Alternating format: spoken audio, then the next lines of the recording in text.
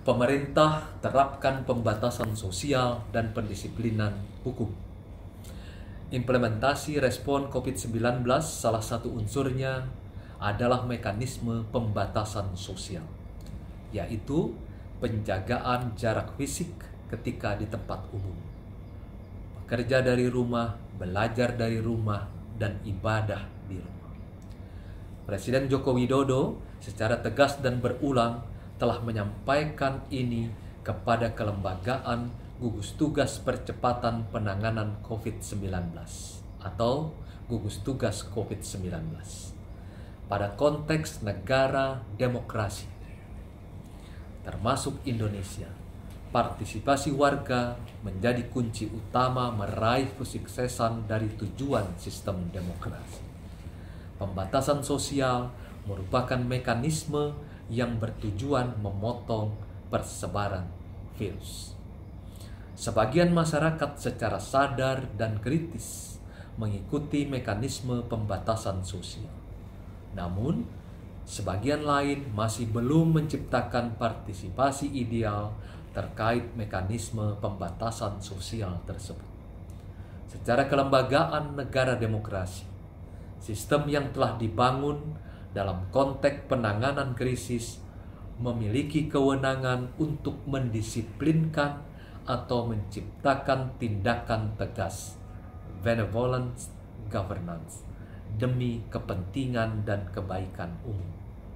Oleh karenanya, Polri sebagai bagian dari sistem gugus tugas COVID-19 mengeluarkan maklumat Kapolri tentang kepatuhan terhadap kebijakan pemerintah dalam penanganan penyebaran virus corona atau COVID-19 yang ditandatangani Jenderal Polisi Dr. Andes Idham Aziz MSI pada tanggal 19 Maret 2020.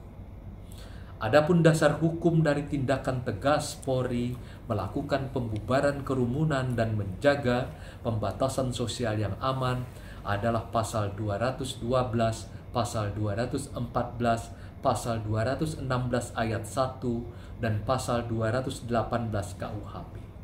Pasal 212 KUHP dapat digunakan terhadap mereka yang melakukan upaya perlawanan saat dibubarkan oleh Polri.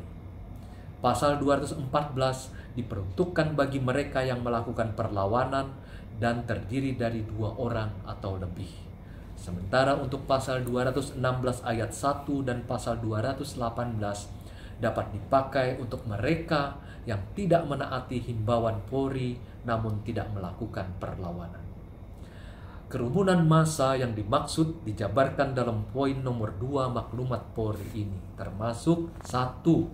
Pertemuan sosial, budaya, keagamaan, dan aliran kepercayaan dalam bentuk seminar, lokakarya, sarasehan, atau semacamnya.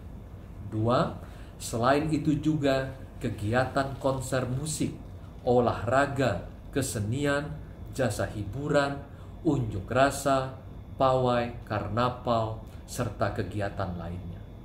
Berdasarkan maklumat tersebut, Polri menindak tegas aktivitas massa dan kerumunan.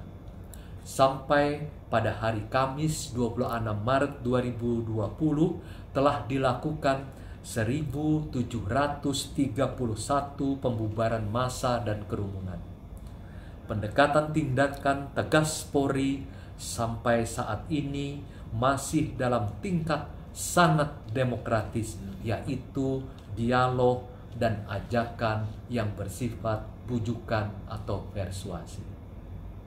Presiden Joko Widodo mendorong agar sistem penanganan COVID-19 yang dilaksanakan oleh gugus tugas COVID-19 bekerja secara cepat, akurat, dan tepat.